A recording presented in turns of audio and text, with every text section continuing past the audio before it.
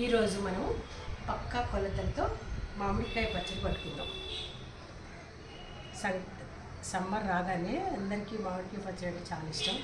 ఈరోజు మామిడికాయ పచ్చడి ఎలా చేయాలో కొంతమంది తెలియదు కదా, ఆ రెసిపీ చూపిస్తాం. ఇది తెల్ల గులాబీలు అంటారు. ఈ తెల్ల గులాబీలు పచ్చడికి ఎందుకు వాడతారు అంటే సంవత్సరం అంతా పచ్చడి ముక్క గట్టిగా ఉంటుందన్నమాట.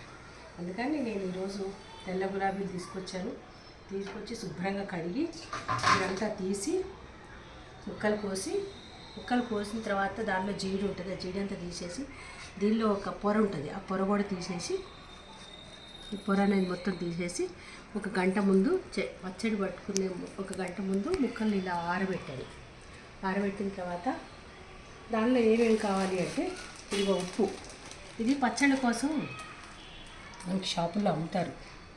అది దొడ్డుప్పునే ఎండబెట్టి గిన్నెకి పట్టింది ఉప్పు అనమాట.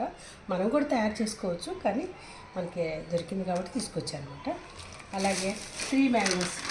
ఈ పచ్చడికి ఇదే కారం వాడతాం అనమాట, ఎందుకంటే ఎక్కువ కారం ఉండదు, ప్లస్ ఎర్రగా ఉంటుంది పచ్చడి. అలాగే ఇది నూనె, అంటే తెల్ల నువ్వులు ఉంటాయి కదా, ఆ నూనెను అక్కడ మన గానుగు దగ్గర నుంచి తీసుకొచ్చాను. నేను దగ్గరుండి తీసుకొచ్చాను. అలాగే ఆవపిండికి ఇది సన్న ఆవాలు ఉండాలన్నమాట. ఇలా సన్న ఆవాల్ని ఇలా మిక్సీకి వేసుకుంటే ఇలా అయిందనమాట. అలాగే వెల్లుల్లిపాయలు, ఇవి కొన్ని లూజ్లో వేస్తాను అనమాట, అందుకని ఇక వెల్లిపాయలు. అలాగే ఇవి మెంతులు వేయించుకొని సన్న మంటలో దూరగా వేయించుకొని ఈ మెంతులు మెత్తగా పౌడర్ చేసి దీనిలో కొన్ని వెల్లుల్లిపాయలు కూడా వేయాలన్నమాట. ఇంకెందుకు ఆలస్యం, తయారు చేయడానికి రెడీగా ఉన్నాం కదా. దీంతో 7 డబ్బాలు అయింది ఈ మామిడికాయ ముక్కలు. అయితే 7 మామిడికాయ ముక్కలకి ఒక డబ్బా ఉప్పు,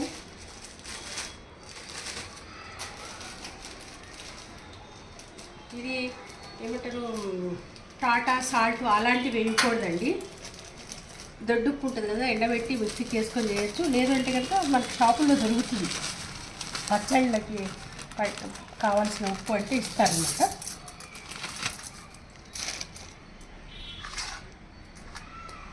ఇలా ఉంది కదా, దీంతో ముక్కలు వేసాను అనమాట. దీంతో ఇది కొలత, దీంతో ఒక డబ్బా ఉప్పు,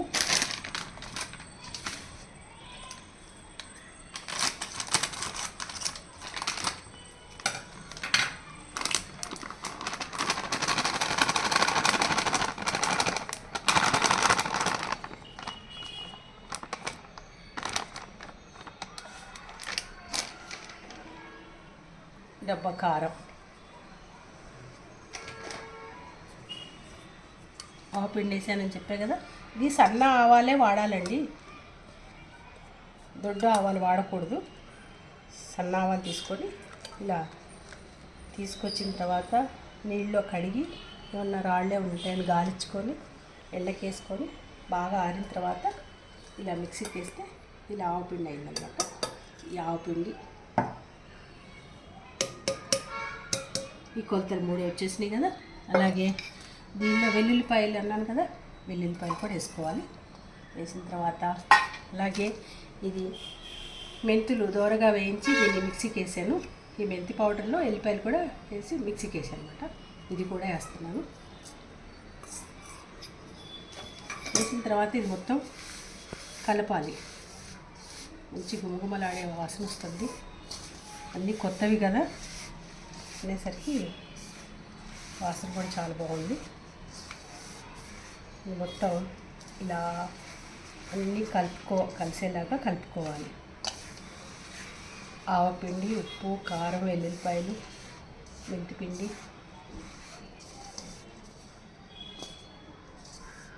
దీనికి వచ్చేసి 1 లీటరు నూనె తీసుకొచ్చాను నేను. ఇక దీనికి కొలత ఏమి ఉండదు కదా, అంటే మనము ట్రాన్స్పోర్ట్ చేయాలంటే కనుక కొంచెం నూనె తక్కువే వేసుకోవాలి. ఎందుకంటే ఇలా లీటర్ నూనె తీసుకొచ్చానండి. లీటర్ నూనె పడుతుంది. నువ్వు పప్పు నూనె అయితే కనుక ముక్క మెత్తపడదు, రుచిగా కూడా ఉంటుంది.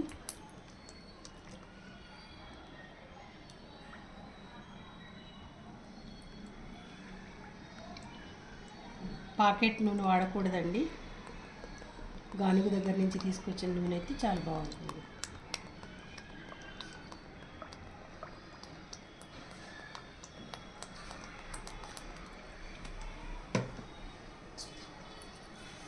ఇలా మొత్తం నూనెలో వేసి కలిసేలాగా కలుపుకోవాలి.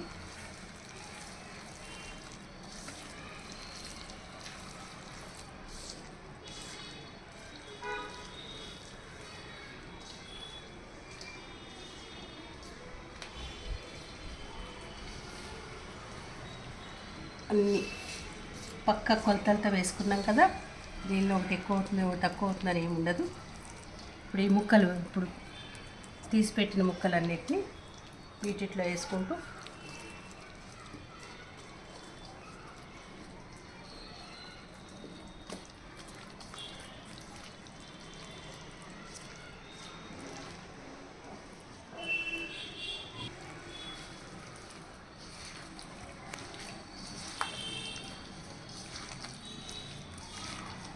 మొత్తం ముక్కలకు పట్టేలాగా కలయి పెట్టాలి.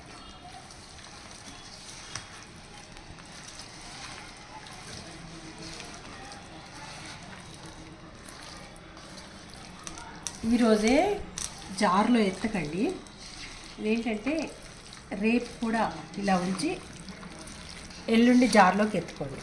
ఎందుకంటే దీనిలోంచి కొంచెం ఇప్పుడు ఇలా ఉంది కదా, తర్వాత కొంచెం నీరు, ముక్కలో ఉన్న నీరు ప్లస్ నూనె అంతా బయటకు వచ్చి అప్పుడు కొంచెం ఏదన్నా తక్కువ అయింది అనుకుంటే కనుక, తక్కువ కాదు పక్క కొలతలతోనే చేశాను, అలా అనిపిస్తే కనుక కొంచెం ఉప్పు లాంటిది ఏమైనా వేసుకోవాల్సి వస్తుంది.